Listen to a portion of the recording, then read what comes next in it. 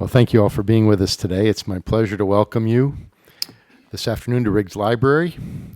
And I think this place always reminds us of the rich scholarly life and history of the university. And being here in this room, I think, reminds us of the unique context in which today's conversation takes place, of the unique roles that universities play, for Georgetown to play in fostering conversations about our culture. In today's event, we think about culture through the lens of history. What are the stories that we retell about our past? Who are the people? What are the moments that resonates with us, that we carry with us in our engagement today?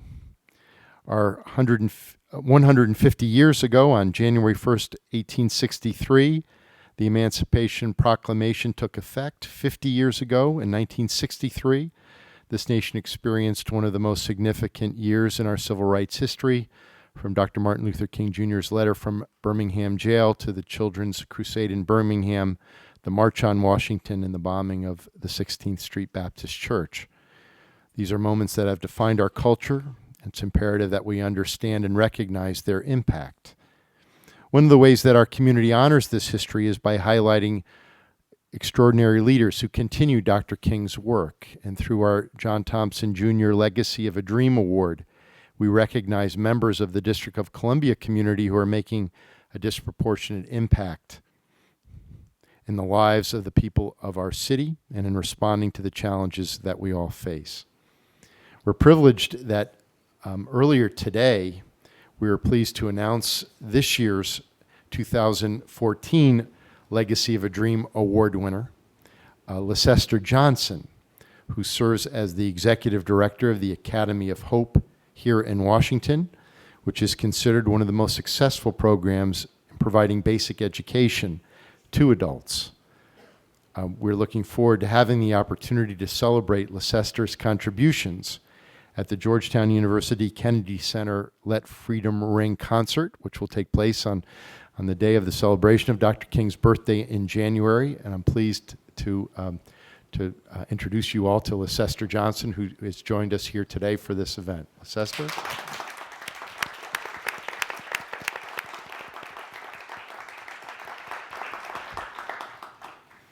Today we have with us for our next conversation in the Faith and Culture series, a leading voice on the history of the civil rights movement, the author of the monumental trilogy, America in the King Years, Taylor Branch, to engage with us on the legacy of Dr. King, on his role as a writer of history. There are two forces that we can see in Taylor Branch's work: the power of leaders like Dr. King to shape the trajectory of a nation, and the role of narrative in helping to create that change, to make that history, and to pass it on. Mr. Branch explains to us the importance of what he calls the King years. Quote, "This is an incandescent period in history that we need to relive and keep alive, not just because we lived through it and because it was so exciting, but because it will always be a lesson on the main nerve of American democracy and its development, not only here, but all around the world." Mr. Branch reminds us, we remember this moment in history not only because of what the civil rights movement achieved, but for what we can continue to learn from it about ourselves now in this time. In an interview in 1988, he explained his entry into writing about this time period. "It's where I was born, trying to do a storytelling narrative history of this era." And he began seriously writing in a diary that he began while working in a voter registration project which launched his career as a writer. In 1970, he started as a staff writer for the Washington Monthly, Harper's, and Esquire. For a quarter century, he worked on the 3 volumes of the trilogy, now known as America in the King Years, Parting the Waters, Pillar of Fire, At Canaan's Edge. And in 1989, he won a Pulitzer Prize in History for Parting the Waters. In the years since, he has written significant works on President Clinton, a longtime friend, and on the NCAA. His new book, The King Years, Historic Moments in the Civil Rights Movement, includes a digital edition for an even deeper engagement in the culture of the times. He is a recipient of the National Humanities Medal and the winner of the Dayton Literacy Peace Prize Lifetime Achievement Award, which is, quote, the first and only annual U.S. literary award recognizing the power of the written word to promote peace, close quote, which is an honor he shares with Studs Terkel and Elie Wiesel. Mr. Branch, we're so pleased to have you with us for this conversation today. I know I speak on behalf of all of us in expressing our gratitude to you for this opportunity. And our moderator is Paul Eli, a member of our community whose own career in writing and publishing makes him the perfect partner for this conversation.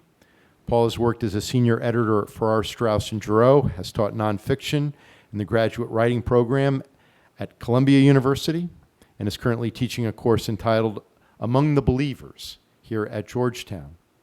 He serves as senior fellow at our Berkeley Center for Religion, Peace, and World Affairs and director of the American Pilgrimage Project, a Georgetown partnership with StoryCorps, which is also based at the Berkeley Center.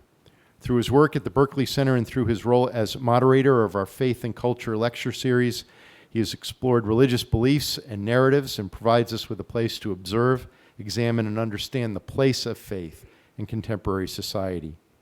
During his time here at Georgetown, Paul has also shared with our community the insights and scholarship that animated his first book, The Life You Save May Be Your Own.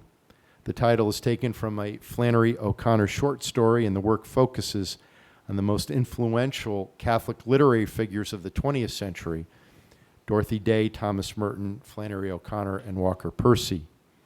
The name of his recently launched blog, Everything That Rises, also draws its name from a Flannery O'Connor short story, which itself derives from a quotation from Pierre Teilhard de Chardin. Everything that rises must converge. This wonderful blog covers an array of topics, including books, music, culture, and religion. I encourage all of you to take a look at it. Paul's most recent book, Reinventing Bach, looks at both how Johann Sebastian Bach interacted with the musical technology of his time and how his music is interpreted through our technology today. And his essay, Has Fiction Lost Its Faith?, published on the cover of the New York Times Book Review in December, drew wide attention. So Taylor and Paul, thank you both for being here. Ladies and gentlemen, it's now my privilege to ask Taylor and Paul to begin today's conversation. Thank you.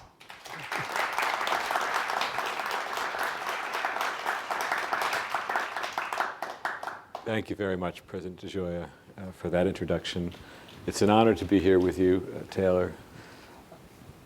When Parting the Waters came out in 1988, I had just gotten out of college, and to me, it now feels as though that book has always been there, that and its predecessors, like Democracy in America by Tocqueville, or Carl Sandburg's biography of Lincoln, or the Civil War trilogy by Shelby Foote.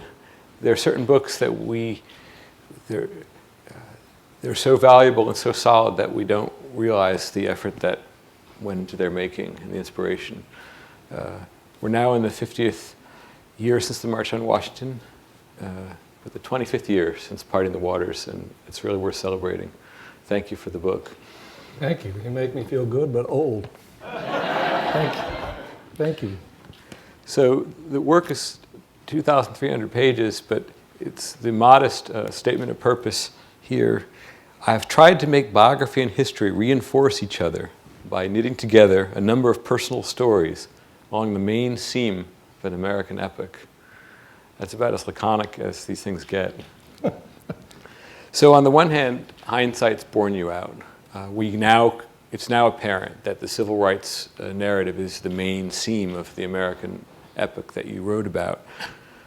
On the other hand, we now see it as the main seam because you wrote about it, because you gave it a centrality in a work of that magnitude. Looking back now, what do you make of the story 25 years on? What's the state of the story that you set out to tell when you began Parting the Waters? I think the headline is that we're still deriving benefit from the freedoms that were set in motion by the sacrifices and the digging into the principles in that period, but that our public discourse is sadly atrophied in the sense that it doesn't really appreciate or see this era with any sense of balance whatsoever. So I think, I think if you look at what's happened for women's rights, gay rights, senior citizens' rights, disability rights, all these things grew out of a struggle over what equal citizenship meant, and it had to go very deep in the spirit and in the civic culture of the United States to have that kind of force. But we don't really talk about it with any sense of balance or appreciation in our current politics. And in that sense, I think we're out of phase with our own history.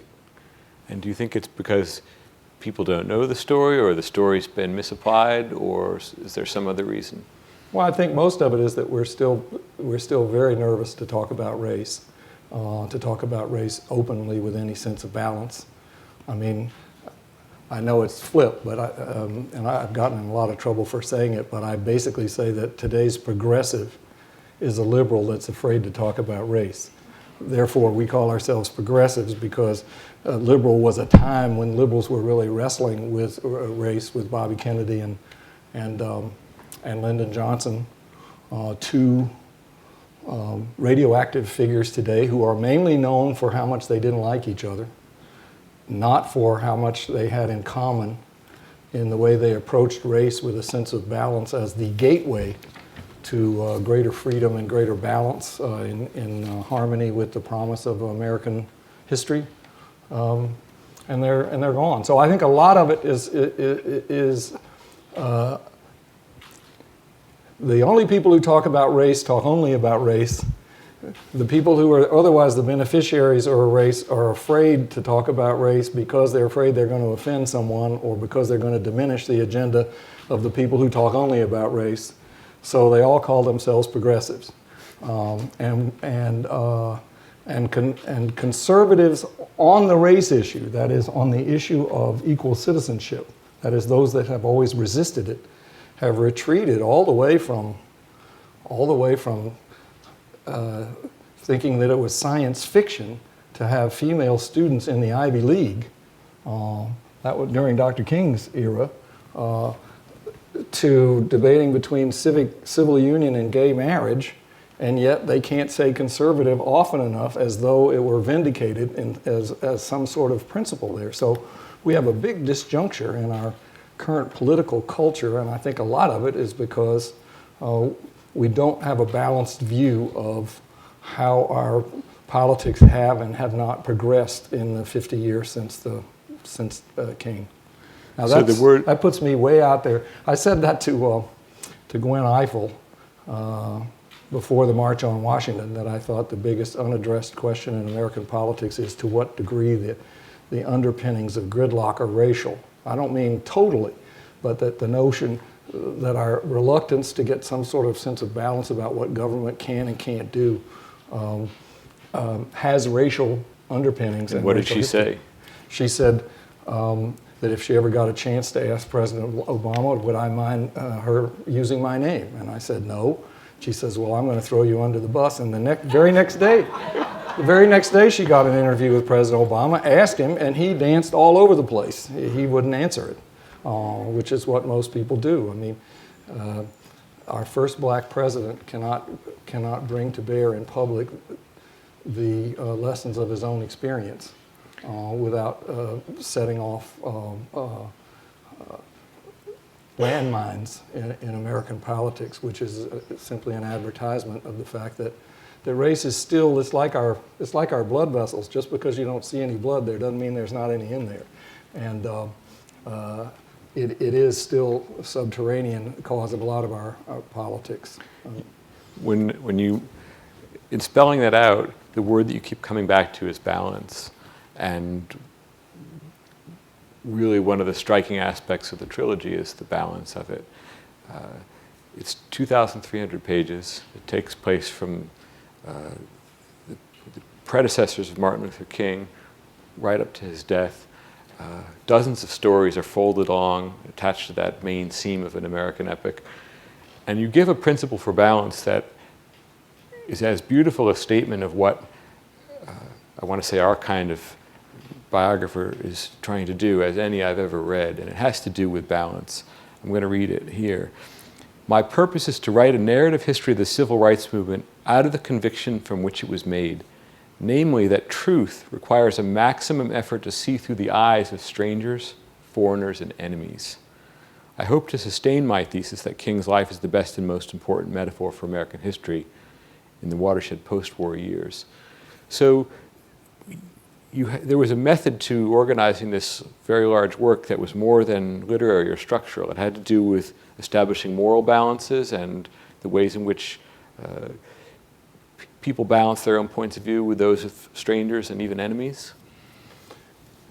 Some of this is very personal. I mean, I grew up in the segregated South, and my family was not political at all, and like everybody else, I was scared of this period. And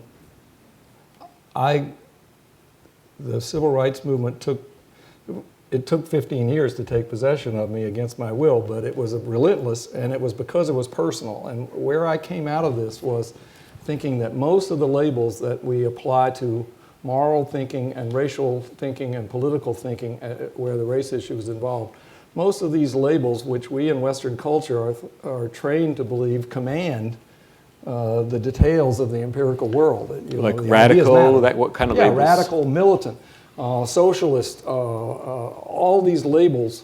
I decided that they're largely fool's gold, that their real purpose is to make people feel comfortable and secure, but that they don't discover anything, because in my own experience, the only time I'd ever really discovered anything across racial lines was when something was very personal and it scrambled all of my notions of what somebody was like. And when I was beyond my comfort zone, when I was out there, like John Lewis is the one that sent me to South Georgia to register those voters in 1969. I had just met him in 68. You'd finished college at North Carolina in 68.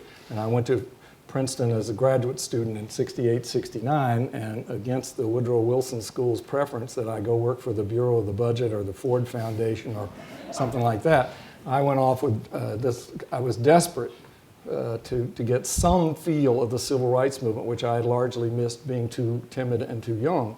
And he said, if you go by yourself, we've got 20 counties where we don't even have anybody on our Rolodex, and just drive into a county and see if you can find somebody who is willing and able to run a voter registration campaign, because all we know about these counties is that they're majority black and virtually no black registered voters. And I stepped off the end. Columbus wasn't more lost when he sailed west than I was, going out there by myself. And anyway, I had all these amazing experiences, and that's what made me write my diary. And the diary was because of the language and the expression and the way the people were and what I learned and tendencies in myself, that the more nervous I got, the bigger words I used about how a 501c3 tax-exempt organization worked in distributing these voter registration funds, and how what would really work coming back the other way is not the men, but the women saying, yes, you are coming to this meeting because I birthed you and everyone in your family. The only people I got to be voter registration drive leaders were midwives. And I started out looking for Martin Luther King. So it was an intensely personal process that got to that. And out of that, I really, before, because that's 69, that's 12 or 13 years before I'd even settled on being a writer, let alone getting into the, but I always wanted to write about the civil rights era because I knew it had had a very powerful impact on me, personally, politically, and every other way. And when I started, I said, all right, this is my rule. I really want to write personally in stories and not use all of these labels, because I think all the labels are self-indulgent fool's gold and that they hide the truth. And by that time, I had learned enough to know that where race is involved in history, if you ground things in labels, somebody else can come along and turn the labels upside down and say, as I was taught when I was growing up, that the Civil War had nothing to do with slavery, and that the Klan was a benevolent force that rescued not just the South, but for the whole United States from the terrors of Reconstruction. So how do you do that? So you sit down as a writer. What does it mean to write personally rather than using labels on a day-to-day basis? Just as a writer, I'm fascinated that you were able to put together this work that moves through 2,300 pages, clicking right along. There must be several thousand stories in that work. Personal stories, you mean not stories of Taylor Branch, but of people, foot soldiers, so to speak, in the civil rights movement. How as a writer do you do that? What's important to me is to convey to the writer some sense of each character as a person and why they're doing what they're doing. Whether it's J. Edgar Hoover, who's probably the most gifted bureaucrat this country's ever had, or a sharecropper deciding whether to follow Bob Moses into his literacy project. I want to try to do enough work that I can at least try to put the reader in the shoes of that character and not do it with a label like racist or any of those things. I quote a few people using that word, but I generally try to avoid it even in the quotes, just because. So it had enormous impact. For example, the first chapter of the first book is about Vernon Johns. Any of you who've read Parting the Waters, it's about this predecessor who's in a few of the Forerunner, books. you used the biblical term. I used the biblical term, that's true. But he was Dr. King's predecessor, and I'd seen his name in a couple of books, but it didn't mean anything to me until it was the answer to my stall.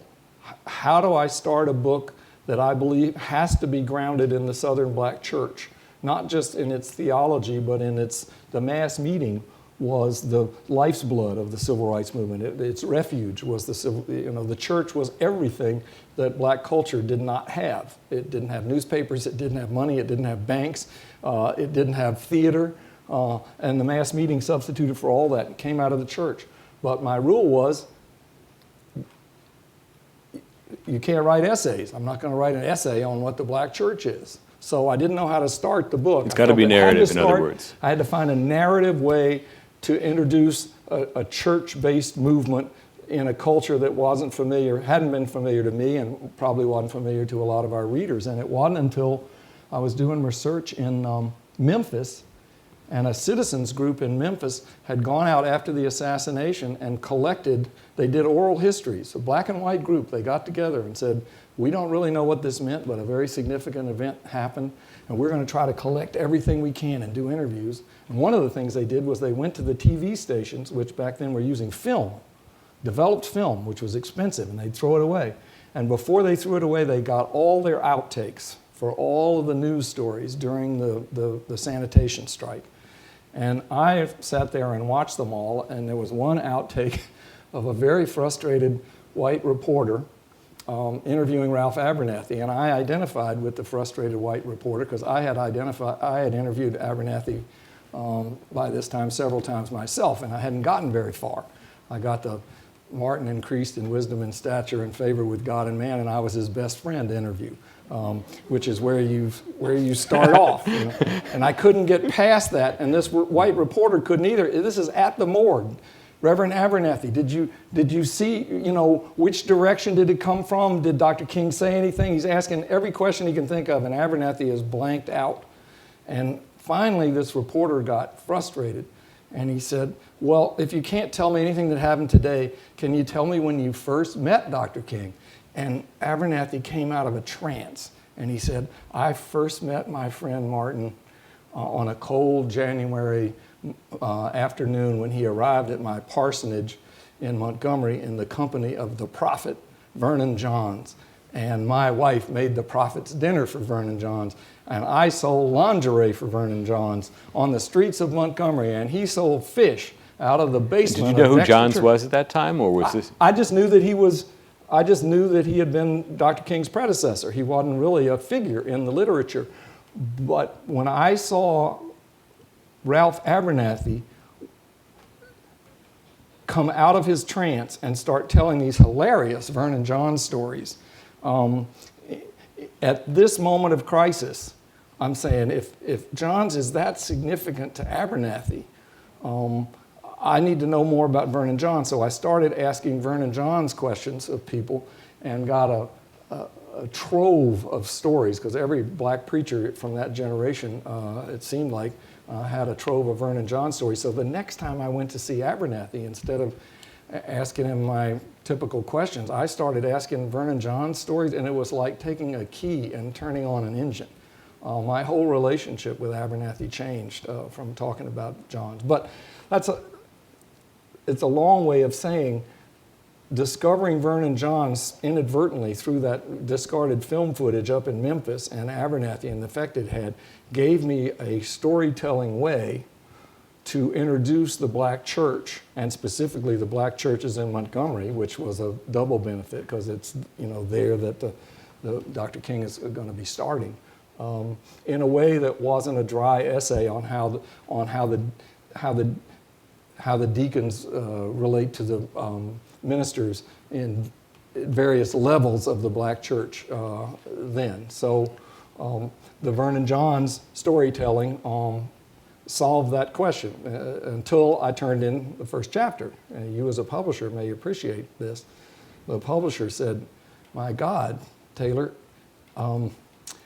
Americans don't like to buy books about race, and they certainly don't like to buy big, long books about race. And the only thing you have going is that there's a lot of interest in Martin Luther King, and this is the first chapter that doesn't even mention Martin Luther King. It's about somebody nobody's ever heard of, Vernon Johns." So that was difficult, but I told him, I explained that it was the answer to this craft question of I believed very strongly that it had to be storytelling, that you're entering a different culture, and that Vernon Johns was a personal vehicle to take people in a story that would set the tone for how we were going to go forward. And for those of you who haven't read it, it works completely. It launches this very long story, establishing that it's a story that grows out of the black church, but is not going to be a story of church doctrines foremost, of church structures, of people gathering on Sunday morning. It's the church as an area of African American life that brought all the others into its fold. And so we go forth in that story, and it's as rich a document of American religious experience I have ever encountered, and yet it doesn't, you're not hiding anything, but it's not manifestly a religious book. Is that something you pondered as you were putting it together? How can I have it both ways? Well, I don't know. I'm on a razor's edge there, but my general feeling is that the more overtly something is religious, the greater the danger is that it will fall into the pitfalls of religion, which is too much certainty. And what are they? Too much certainty? Too much certainty, and the kind of certainty that can function like race. Because I think the first thing race does is to make you blind, out of your own sense of the world you see. And so religion is important to me. You're absolutely right, because this era, to me as a white Southerner growing up, and when I finally started taking interest in the civil rights movement and in what it meant, I mean, right down into rock and roll music, and why all my friends were interested only in Jackie Wilson, and the most racist friends I had would steal their parents' cars when they were 14 late at night and go down to the Herndon Stadium to hear Ray Charles. But not any. There were very strange things going on there. But one of the most searing personal experiences I had was I grew up in the Southern Baptist Church, and watching the religious leaders of that day say that they had the race issue under control when the churches were all segregated was one of the most profoundly disillusioning experiences I ever had. You cannot respect those people, and it destroyed my faith and even civic faith, because by the time I was in high school, and high school kids, you see what people do, and you hear what they say, and you try to come. We have a strong nose for hypocrisy. And at the city of Atlanta, and I knew the mayor, Ivan Allen. He's a wonderful man. He came up with this motto that they still use in Atlanta to this day, saying that Atlanta is the city too busy to hate. This was during the civil rights era.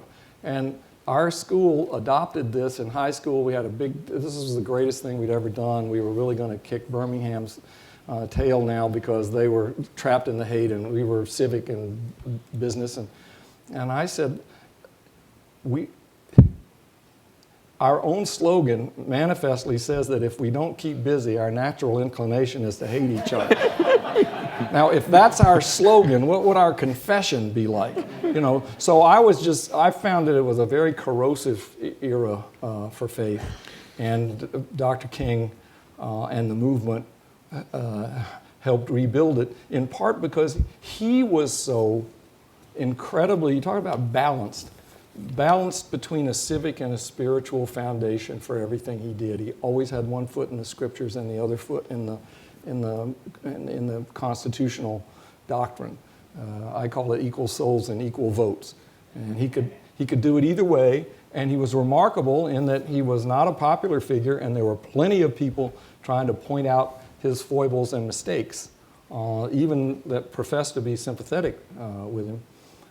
And there's not one record that I can find on the public record of anybody criticizing him for mixing church and state, even though every speech he ever gave was mixing religions and secular values. He did it in such a way that he wasn't trying to suppress one with the other, which is where people get in trouble. And that's what most people want to do. In fact, that's the reason most people want to talk about church and state, is that they want to suppress one with the other. But he didn't. He said equal souls or equal votes, take your pick. They're both going to take you through, your deepest beliefs are going to take you down to the same place. And believe it or not, he said it's history's wry paradox that it will liberate white people if they understand the true basis of what they're doing, that they'll be liberated as much as black people who are going to liberate them. And he said, white Southerners will be liberated, and they'll be mad at the people who liberated them and deny that. And I think all of that has turned out to be true. Flannery O'Connor said about fiction, you can do whatever you can get away with, but no one has ever gotten away with much. and that's what I felt about Martin Luther King reading your book, because let's just say in my own work, I'm accustomed to a kind of golden age argument. There was this golden age back in the middle of the last century when Catholicism cohered and you could have a Flannery O'Connor and a Thomas Merton. There's a similar argument made commonly about the civil rights era. Well, that was the golden age where people went to church and you could still use the biblical language, etc. But to read your book is to realize people use the language to denounce each other. And I was astonished to learn that in this supposedly golden age for biblical religion in America, priests and nuns were not allowed to take part in the March on Washington or any subsequent civil rights march up until Selma. Isn't that right? Well, they had to revolt. They had to revolt to go to Selma. And a lot of them got really in trouble. Even the Episcopal bishop of Alabama. Yeah, I meant Catholic priests and nuns, yeah. Catholic priests and nuns defied the clergy to show up. Episcopal did the same because the Bishop of Alabama, Bishop Carpenter, ordered priests to stay out of his diocese. And what was the rationale for keeping priests and nuns out of things like the March on Washington? That it was inherently divisive and troublesome to spiritual peace. So these moments that are now held up as high water moments for religious liberty in America look very different from inside your story. Mm-hmm. You have churches going at one another and all sorts of people saying just don't stir things up. And Martin Luther King was not recognized even as a good Christian by tens of millions of Americans. Isn't that right? Yeah, no, there are a lot of things that are really sad back then. You have religious bodies that refuse to express regret for the Birmingham church bombing, for example.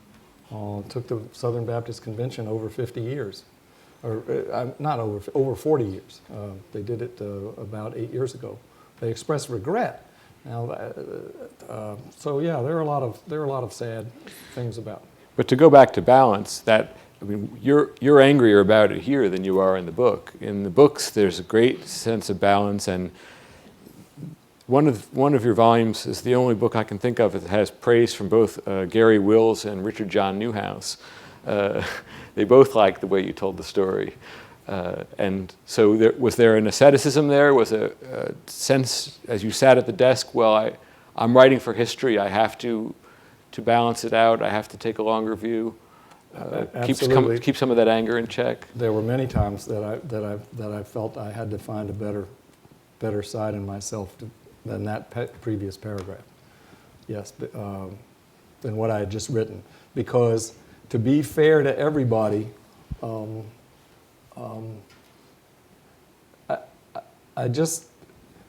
I keep thinking about how people might misinterpret things. I wanted to make everything so that it was human enough that it was inherently convincing.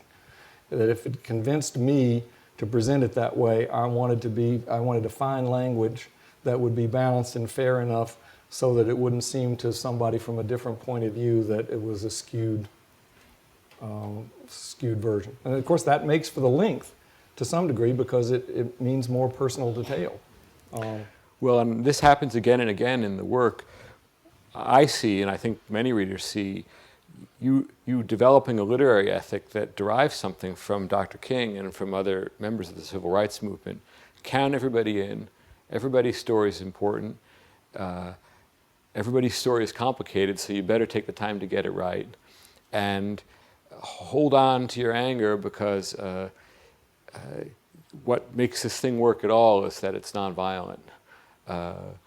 That was something so singular about the civil rights movement, and your books are an epic of American nonviolence on top of everything else. Did you think of it that way, putting it together? Not when I started. I'll be honest. I mean, when I started off this process, I respected Dr. King enormously because I knew the movement that he led had a big impact on me against my will. But part of me thought that he was a Baptist preacher who preached turn the other cheek and stumbled into a bus boycott, and that he got out of his depth when he got up into international politics. And it didn't take me very long to decide that that he had far more intellectual and spiritual ballast than I did, and that nonviolence for him was politically and spiritually more of a grounding as the history went on, which makes him unique because almost every other figure there who espoused nonviolence fell away from it to some degree by the end of the story. He went in the opposite direction, so that there are startling quotes just a few months before he dies when he stood up in front of his staff and said, "I take thee nonviolence to my wife.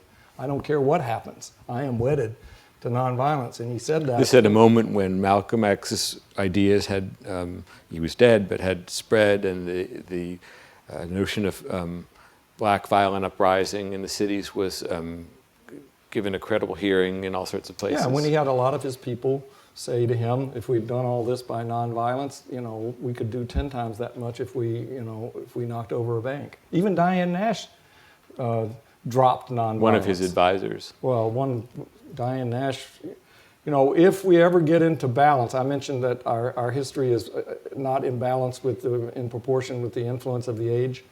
If we ever get so that the civil rights era has a period like we're in now for the Revolutionary era, where there are all these biographies of Jefferson and Franklin and all coming out, because I think that's what it was. Diane Nash would be maybe like an Alexander Hamilton.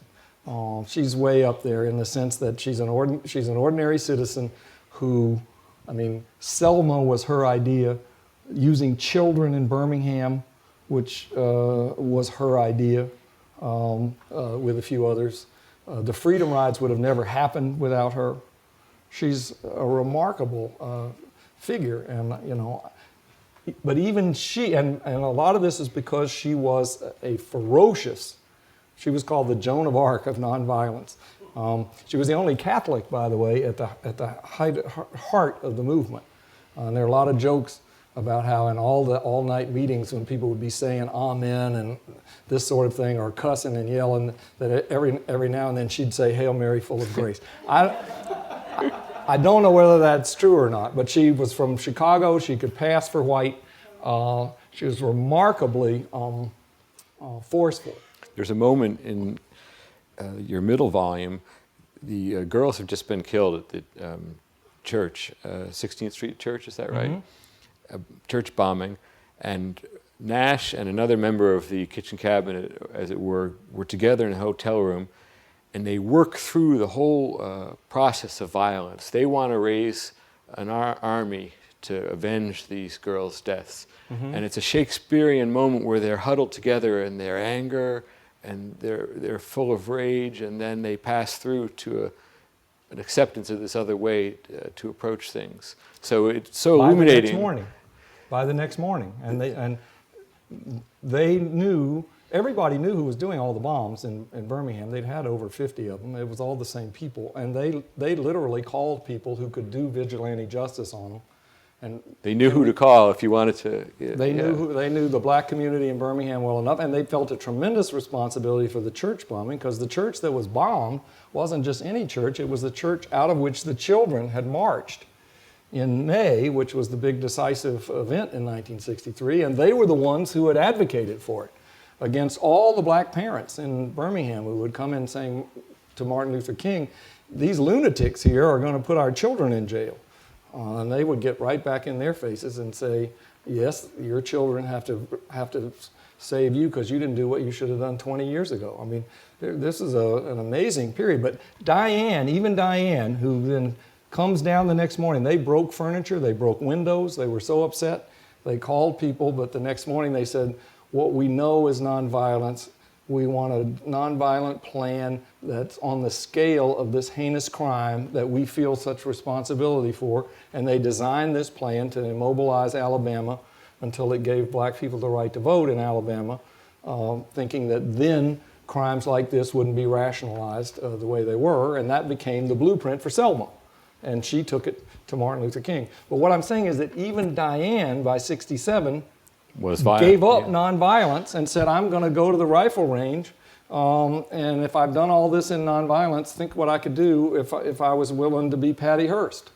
And of course, she didn't go to the rifle range really, and she certainly didn't knock over any banks or everything. But she said, "I disengaged behind a lot of noise," and that, in her view, is a microcosm for what the movement did.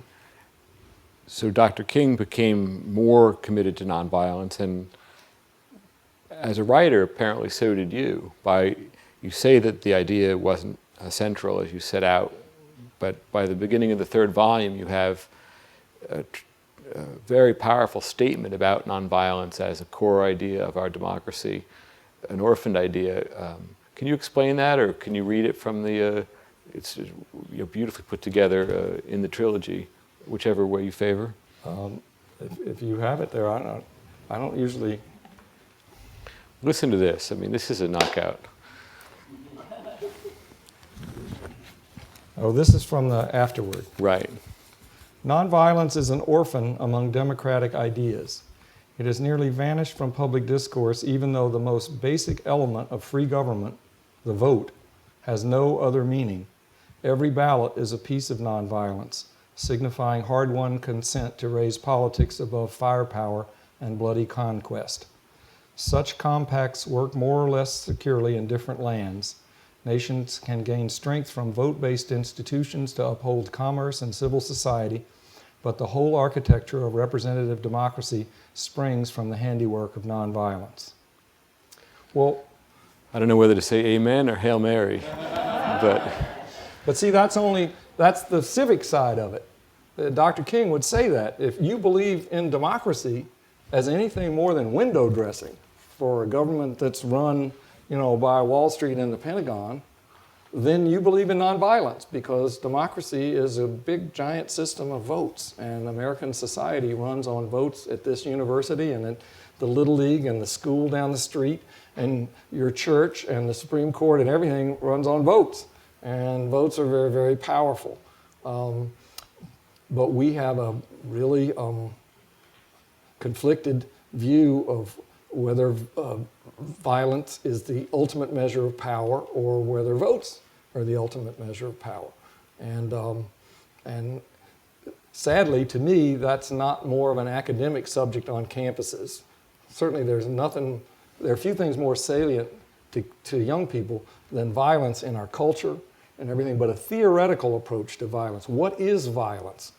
What's the relationship between violence and power? Diane Nash said that she discarded nonviolence when she first heard of it. This is before the sit-ins in Nashville, in the workshops there on nonviolence. She thought it was ridiculous because she was a political science major, and she was taught that government is defined as a monopoly of legitimate violence. So it's right in the definition. How do you think of it as anything That's harsh. else? And she ultimately came around to the view that nonviolence was not only at the heart of her civic faith, but at the heart of her religious faith. And that raises another question. In the religious world, if it's in the civic world, nonviolence should be debated much more at the heart of our civic belief. But of course, in the spiritual world, it's at the heart of Christian ethics and the ethics of most religions in the world. And yet, Dr. King always used to say, and it wasn't original with him, a lot of people were saying that the church is against every war except the one we're in. That it's always being rationalized, that this is an unusual situation and we have to do it this way. But he basically said there is no other meaning of Christian ethics if nonviolence is not at the heart of Christian ethics. And the only people that I know of, the only place I've gone where I think lots of people are struggling theoretically with the place of violence, the relationship between violence and power, is the National War College, the military officers. And they're far less dogmatic than you might think, and far more sophisticated.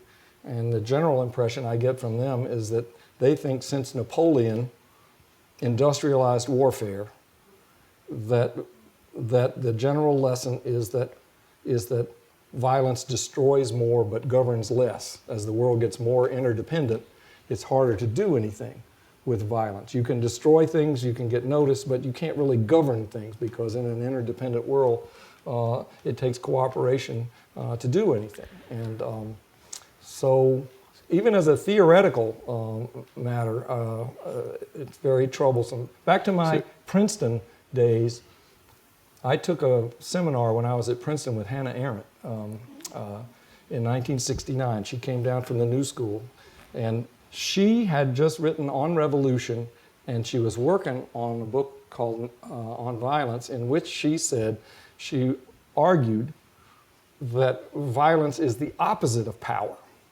That if you really think about it, it's not the synonym of power. And she did all these states of nature, and she dazzled everybody, and I didn't know exactly what it was. But she said, if you imagine a world in which everybody is fighting everybody else, and they're all lethally and killing one another, who has power in that? And her answer is nobody. Nobody. And she started reasoning from there.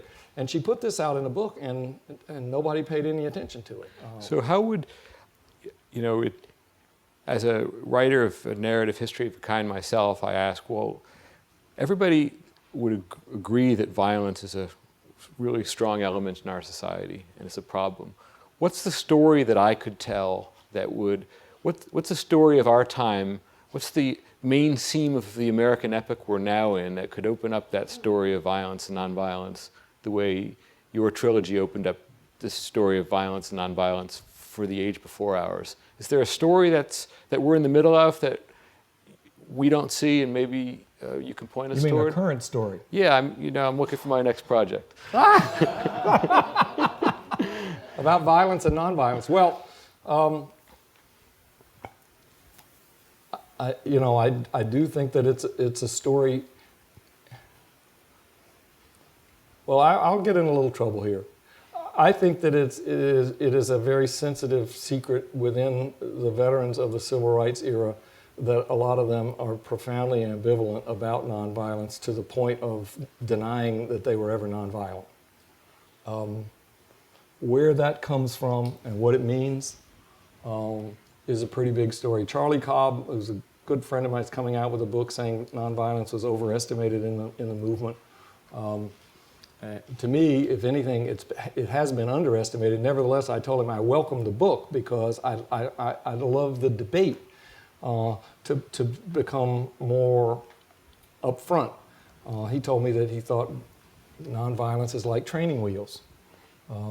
Ouch. You know, that, in other words, there's part of it don't like the notion that the movement was nonviolent because of an implication that it was constrained to be nonviolent because it didn't have any other outlet, and that therefore it wasn't fully American. And you had all of these arguments. To me, the most instructive arguments were on the Meredith March when Stokely Carmichael, who was a charmer and the greatest interview subject I had in all the 24 years, was arguing with Dr. King about black power and whether the notion was inherently a betrayal of nonviolence. And Stokely would say, "But Doc, how come Americans only like nonviolence in black people? Otherwise, they like John Wayne and James Bond. Why do we have to be? You can't tell me that somebody who's been mistreated needs to reach into themselves to invite more mistreatment in order to get other people to do something they should have done in the first place. That's not right. How do you justify that?" And Dr. King would always say, "Stokely, I do not say anybody should be nonviolent, that they have to be nonviolent. All I'm saying is that nonviolence is a leadership doctrine and that we are ahead of the white folks, and that if we take up violence, we're not stepping up alongside of them. We're stepping back from a leadership, because if you see leadership as trying to move the country toward more democratic norms, nonviolence is where that comes from. And look at, the segregationists tried to defend segregation with violence by bombing the 16th Street Church, and see what happened. In the long run, the power grows against the grain of violence, not with it. So you become more American by being more nonviolent. The more nonviolent you are, the more you're in line with the American project. And yet it doesn't, that's how deep the conflict goes, that even Dr. King himself, now this is before the end of the Vietnam War, and he got more and more married to nonviolence. When the Birmingham church bombing came, he went up to see President Kennedy, who really disappointed him by saying, "Birmingham has to answer its own problems. I'm sending in the West Point football coach to have meetings," and that's all he did. But even Martin Luther King said, "Please send some soldiers down there." So he's saying, send soldiers into Birmingham because they can prevent riots there. So he's trying to use some sort of applied, not force and violence, but at least use the military. So he had conflicts too. It's I think it's an amazing subject, but it's really hard to have the discipline to push through it, because most people want that conversation to end. They want to find the example, and Munich has been trotted out for 70 years. If you say Munich, if you find one example where you say, okay, you would have been violent there too, then you can end the discussion about whether violence is generally applicable and defensible in the world. And that is a telltale sign of rhetorical evasion that that you can track all through the civil rights period. Very few people ever said to Martin Luther King, "You are wrong in your philosophy and what you're advocating, head on, and here's why." Most people said, "I agree with you, but you shouldn't be breaking the law, you shouldn't be using children, you shouldn't be criticizing the war, you shouldn't go from this issue to that." They always tried to step aside from his moral challenge. And nonviolence is one way that they did it. They say, I'm not nonviolent, and they would distinguish themselves from him as though And that was that a step ended the forward. conversation. And that ended the conversation. So these things that end conversation are real pitfalls. There are some questions in the audience. There's a microphone in the back, which will be brought to you if you raise your hand.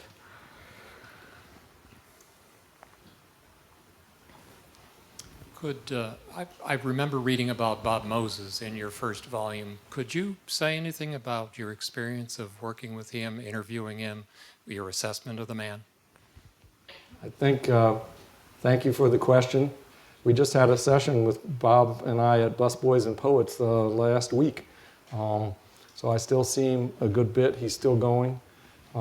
It's like having Martin Luther King here in some respects, in the sense that he's a totally contrasting leadership style that had enormous impact, rather than the traditional. It's ironic, Moses is the anti-Moses. King is the Moses, the figure of the follow me, I've been to the mountaintop, kind of leader with trained oratory and everything. Moses whispered and said, we need a lot of leaders, and I want to follow the people, and I want to develop the grassroots. And there are lots of ferocious advocates for one leadership model as opposed to the other. In my view, there are drawbacks to both of them and positives to both of them. Moses, in one sense, he was the most sensitive, ethically sensitive person I've ever been around for somebody who's for a time was involved in big time politics, making life and death decisions. And I think the responsibility of that really ate him alive in many respects, which is one reason that he dropped out of the movement for a time. But now he's back saying essentially that whether inner city kids can learn first year algebra is the equivalent of the right to vote in Mississippi 50 years ago. And that's what he's doing. He's in education. He's a remarkable mind. He's not well known. He's like Diane Nash in the sense that if my thesis is right, and this era is that these people did serve as modern founders in the sense that they did just what the original founders did. They confronted a system of hierarchy and subjugation and moved it inexorably toward the direction of equal citizenship. Then Moses and Diane Nash and that sort of thing will rise in the long run as satellite characters of civic leadership at a time when it's really an amazing model between citizenship, aroused citizenship, forcing a response and a good response out of elected leadership, rather than it's a citizen model as opposed to a consumer model, which is what I think we have today. A lot of people just complain on that sort of thing. But Moses, he was a philosopher, Harvard philosopher, never been south. First time he went south, he saw Wyatt Walker, who was Dr. King's chief of staff, haranguing a crowd to follow the leader and get behind Dr. King, and he walked up to Wyatt Walker afterward and said, "Excuse me, Dr. Walker, don't you think we need a lot of leaders, not just one?" And that began his journey. When I first met him, he had, he got driven out of the country. He got drafted even though he was well past draft age, because of his protest against the Vietnam War. He had kind of a nervous breakdown in the middle of the movement. He fled to Canada by a series of circumstances I won't go into. He was terrified in 1968 when he was living as a draft fugitive in Canada. He thought that the James Earl Ray investigation was going to arrest him in Montreal, because he and James Earl Ray were both in Montreal for a time right in 68. He was fleeing to Africa, where he taught for a number of years. He came back to the United States under the Carter amnesty, and that's when I first met him. And when I first talked to him, he hardly acknowledged himself. He had gone through I don't know what happened. But he went to Amzie Moore's funeral between our second and third interview. It's the first time he'd been back to Mississippi in all this time. And the next time I saw him, I would bring him his documents about himself, because I'm My theory is always you try to get inside people's internal conflicts from the movement, because that's what the movement was about, internal conflict. You don't get, if you get to their posturing, you've already lost the interview. But I brought him documents about his application for conscientious objector and some of the things that he said, and all of a sudden he started asking me for copies of them. That's when you knew you had him. Well, and it's like he recovered all of that and then started over a whole new career. A really remarkable, thoughtful figure.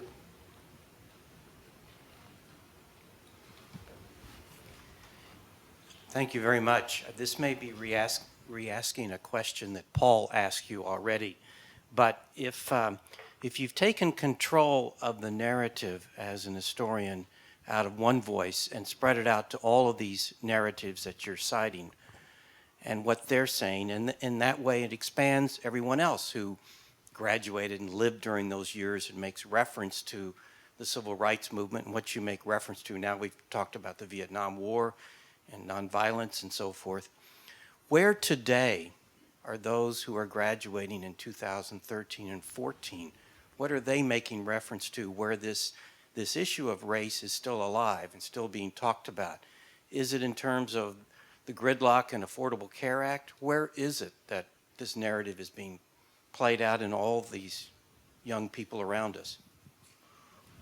Well, I think that there are a heck of a lot more young people who are have some part of the spirit of the civil rights movement than we realize. The nonprofit, the NGO world largely didn't exist 50 years ago, and there are a lot of people doing things in that are inherently political, but we think of them as philanthropic.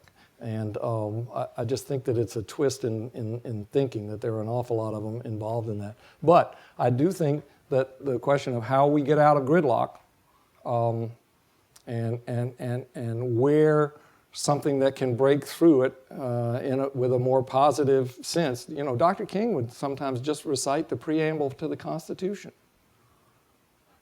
You recite the preamble to the Constitution and say, these are people who resolved to do this for the first time in 2,000 years. It's the most unbelievably positive, audacious thing you can imagine. We, the people, in order to form a more perfect union, establish justice, you know, and it goes on and on, all these things it says it's going to do. We don't have that sort of sense of positive nature in our politics these days, and I think citizens' movements thinking about nonviolence and thinking about where gridlock started would be a productive start. We talked about 1963 as a pivotal year. President DeGioia mentioned all the things that happened. One thing that I would mention there is that George Wallace, who began that year by getting inaugurated, pledging segregation now, segregation today, tomorrow, forever. By the end of that year, in which he stood in the door, expressed hatred, he became a symbol of hatred, he came to my city, Baltimore, to do what? To announce that he was going to run for president. And he did very, very well. And in October 1963, this is a month after the Birmingham church bombing, he announces he's going to run for president. He has a new stump speech. Does not mention segregation, does not mention race, refuses to discuss race, saying that it is favoritism, to discuss it either way, says that he's running for one purpose, and that is to restore local control and local prerogatives against big government by pointy-headed bureaucrats, tax and spend legislators, and tyrannical judges. And he invented in one stump speech a lot of the vocabulary of modern politics, and that's one place that gridlock started. That people turned against the promise of government by being offered this out, and it's amazing. He didn't have to say that, and he denied that he had ever denigrated a person or a group of people in the United States on account of their race. And people believed it, and they didn't, or it never became an issue. And that's because, and we need to understand that, it's because most people feel that race is quicksand, and they don't really, everybody has racial feelings, and we have so much more racial perspective and perception than our conscious even allows us to know. But we're afraid that if we discuss it, that we're going to be found wanting. And Wallace knew that, and he shrewdly manipulated politics based on that and invented an awful lot of what passes for modern politics, in my view. That's basically what I was trying to talk about. There's no accident that the House of Representatives today has packed itself into districts. The average Democratic district has twice the non-white constituents as the average Republican district in the House of Representatives. Now, that is not an accident.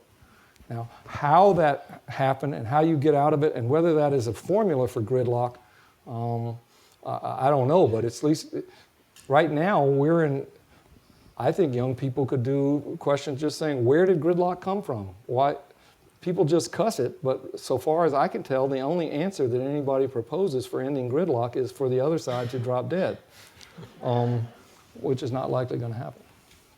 Is there one more question? Thank you so much, Brother Branch, for your great work and that magisterial trilogy, which is as eloquent as the figure that it intends to study.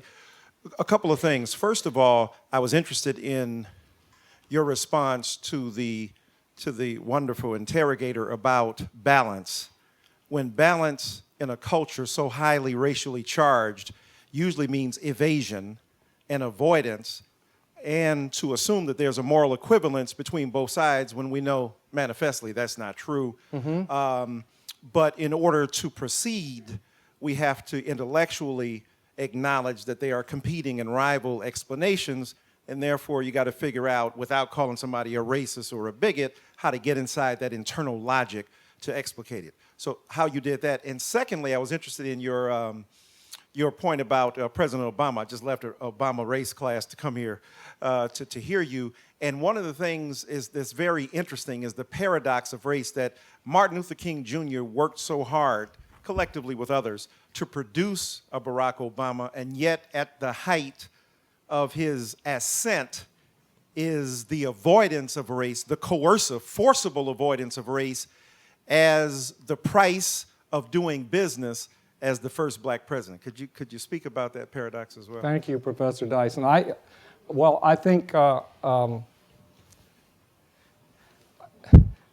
think it just goes to show that it's a remarkable thing that we have a black president and that millions and upon millions of people voted for him.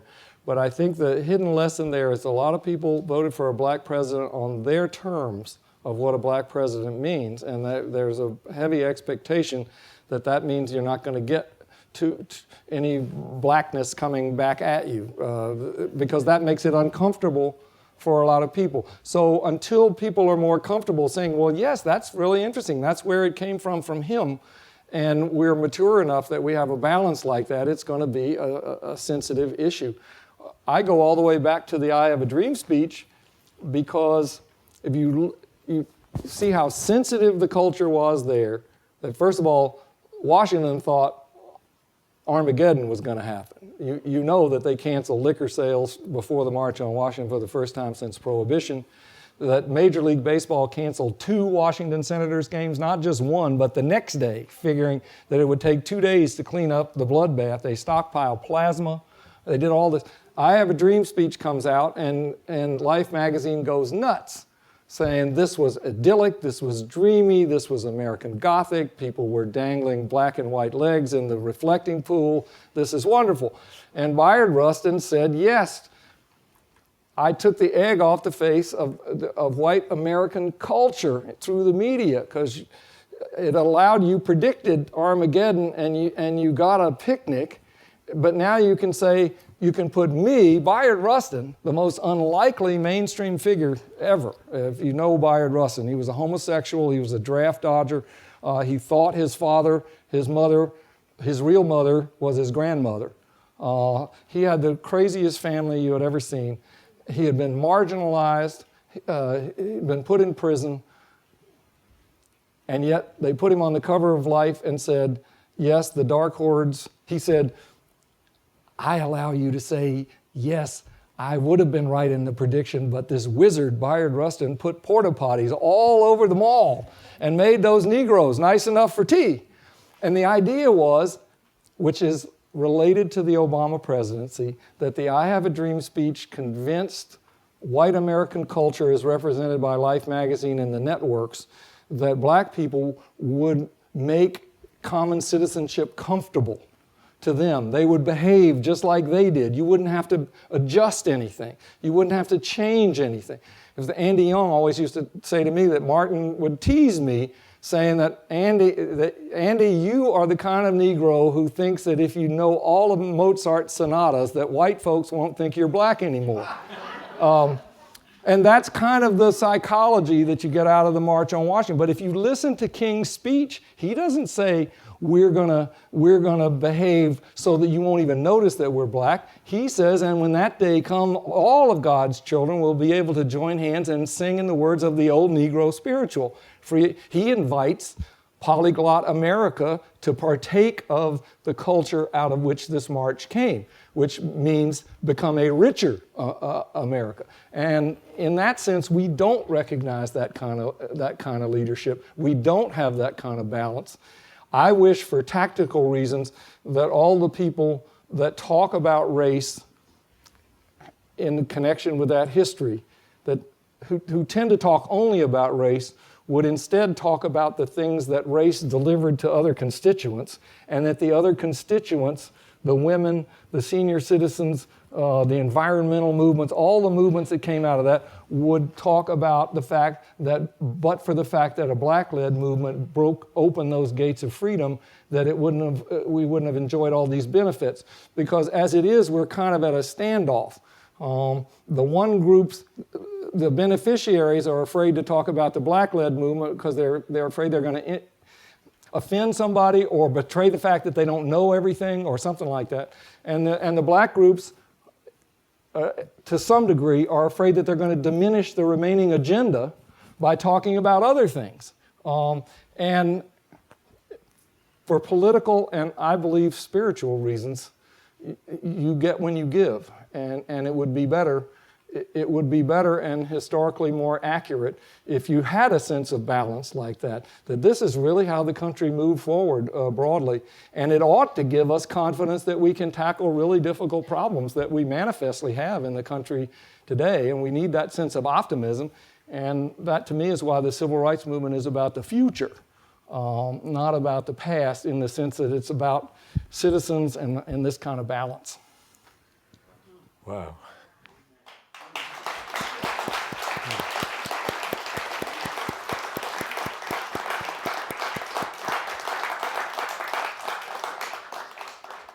There will be a reception in the President's room, and we can continue the conversation there. Thank you so much. Thank you, Paul. Talk about giving to get. You gave so much right here. I'm very grateful. Thank you. Thank you very much.